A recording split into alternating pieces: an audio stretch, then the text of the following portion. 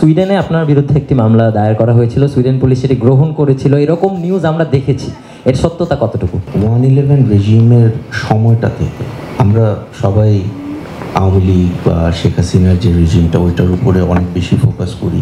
ফেসবুকে একসময় আমি যখন কিছু বলতাম তখন অনেকে কমেন্ট করে বলতো, সাহস থাকলে দেশে আসেন। হ্যাঁ, মিডিয়া স্বাধীনতা একটি বিস্তৃত কনসেপ্ট, যার মূলে রয়েছে আসলে বাক স্বাধীনতা। বাক স্বাধীনতা থেকেই বাকি বাক রিলেটেড অন্যান্য স্বাধীনতা, লেখার স্বাধীনতা, কথা বলার স্বাধীনতা, গল্প তৈরি করার স্বাধীনতা, এগুলো আসলে চলে আসে। এবং এটা শুধু গণমাধ্যম এবং সংবাদপত্রের মধ্যেই সীমাবদ্ধ না, এখানে বিনোদন মাধ্যম, নতুন করে সামাজিক যোগাযোগ মাধ্যমের ক্ষেত্রেও পর্যন্ত এগুলো বিস্তৃত হয়েছে। এবং আমরা দেখেছি গত রেজিমের সময় কিভাবে এই প্রত্যেকটি মাধ্যমের টুটি চিপে ধরা হয়েছিল। ডিজিটাল সিকিউরিটি আইন সহ অন্যান্য কালাকানুনের মাধ্যমে এগুলোকে আইনিভাবে আমাদের উপরে চাপিয়ে দেওয়া হয়েছে।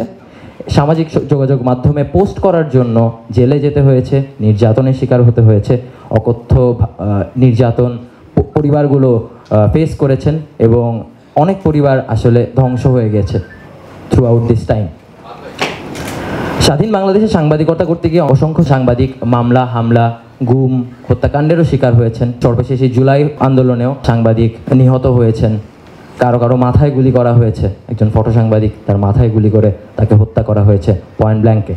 আইনি ব্যবস্থাকে ব্যবহার করে রাজনৈতিক মত এবং রাজনৈতিক মত প্রচার করার ক্ষেত্রেও আমরা দেখেছি এখানে নিষেধাজ্ঞা আরোপ করা হয়েছে। তো এই প্রত্যেকটা জিনিস আসলে আমরা ফ্যাসিজমের সময় দেখে এসেছি, যেসব কারণে এই মিডিয়া স্বাধীনতা নিয়ে আজকে পরিবর্তিত পরিস্থিতিতে কথা বলাটা জরুরি হয়ে পড়েছে। কিন্তু আসার কথা হচ্ছে ওই সময়টা 1.5 দশক পরে হলেও শেষ হয়েছে। ফ্যাসিজমের সেই সময়টাতে অনেকেই হয়তো চুপ করে গিয়েছিলেন, অনেকেই নিজ থেকে চুপ হয়ে গিয়েছিলেন, অনেকে চুপ করিয়ে দেওয়া হয়েছিল। ঠিক তেমনি কিছু আশার বাণী ছিল। কেউ কেউ এই সকল প্রতিকূলতার পরেও, সকল বাধা বিঘ্নের পরেও তারা যে কাজ করতে চান সেই কাজ করে গিয়েছেন। এমন 3 জন মানুষকে নিয়ে আজকে দ্য বাংলাদেশ ডায়ালগ, আমাদের পার্সপেক্টিভ সেশন 2 আমরা শুরু করেছি। একটি কার্যকরী গণতন্ত্রের জন্য মিডিয়া স্বাধীনতা কেন জরুরি? কারণ মিডিয়া কথা বলে, মিডিয়া মানুষের কথা সবার কাছে নিয়ে আসে। ঢাকার এই এসি রুমে বসে পঞ্চগড়ের একটা মানুষের কথা যদি শুনতে হয়, আপনাকে সংবাদ মাধ্যমে পড়তে হবে, দেখতে হবে, অথবা কোনো গল্পকারের গল্পে এটা উঠে আসতে হবে। কিন্তু এই 3টি জায়গা যদি স্বাধীন না থাকে, তাহলে আপনি যা দেখবেন তা হচ্ছে বানোয়াট, যেটা আমরা মোটা দাগে গত 1.5 দশকে দেখে এসেছি। আমি আমার কথা দীর্ঘায়িত না করে আমাদের আজকের অতিথিবৃন্দকে মঞ্চে আসার জন্য অনুরোধ করছি। সবসময় মনে হয় যে সাংবাদিকদের নিজের স্টোরি হয়ে ওঠাটা খুবই সমস্যাজনক, এটা আমি অ্যাভয়েড করার চেষ্টা করি। কিন্তু আমার ঘটনাটা একটা সিগনিফিক্যান্ট ইভেন্ট ছিল এই কারণে যে এর আগে পর্যন্ত, মানে 1/11 রেজিমের সময়টা থেকে আমরা সবাই আওয়ামী লীগ বা শেখ হাসিনার যে রেজিমটা ওইটার উপরে অনেক বেশি ফোকাস করি। কিন্তু আমাদের একটা জিনিস মনে রাখতে হবে যে বাংলাদেশের গণতন্ত্রের উপরে যে হামলা, প্রেস ফ্রিডমের উপরে যে হামলাগুলো, এবং আরেকটা হলো massive level of state surveillance সাধারণ জনগণের উপরে, এই প্রতিটা জিনিসের সূত্রপাত এই পর্যায়ে হলো 1/11 থেকে, 2007 থেকে। তো আমিও সেই সূত্রে আমি একজন ভিকটিম ছিলাম। আই সারভাইভড, এবং তো এরপরে তো আমি চলে গেলাম সুইডেনে। এই পুরোটা সময় কিন্তু আমি দেখেছি যে মানে বিদেশে থাকার একটা সুবিধা হলো আমাকে, বিশেষ করে ফেসবুকে একসময় আমি যখন কিছু বলতাম তখন অনেকে কমেন্ট করে বলতো, সাহস থাকলে দেশে আসেন। হ্যাঁ, তো দেশে না এসে বাইরে থেকে দেখার একটা সুবিধা হলো যে আপনি you get a bird's eye view যে আসলে কী হচ্ছে। এটা আমি দেখেছি যে প্রতিটা বছরে একটা করে অবনতির দিকে দেশ গিয়েছে।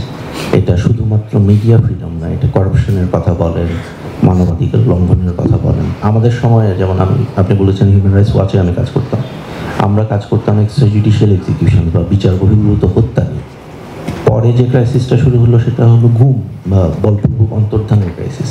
তো এইভাবে এই পুরা জিনিসটা আমার চোখের সামনেই ঘটেছে। তো ইন এ ওয়ে আমি যদি কোনোদিন কোনো মেমোয়ার লিখি, আমার মনে হয় যে এই সময়কালটার একটা ভালো ভিউ সেখানে পাওয়া যাবে। তাসনিম ভাই, আপনার কাছে একটি সম্পূরক প্রশ্ন রাখতে চাই। আপনার বিরুদ্ধে ডিএসএ তে একটি মামলা হয়েছে, ডিজিটাল সিকিউরিটি অ্যাক্টের আন্ডারে।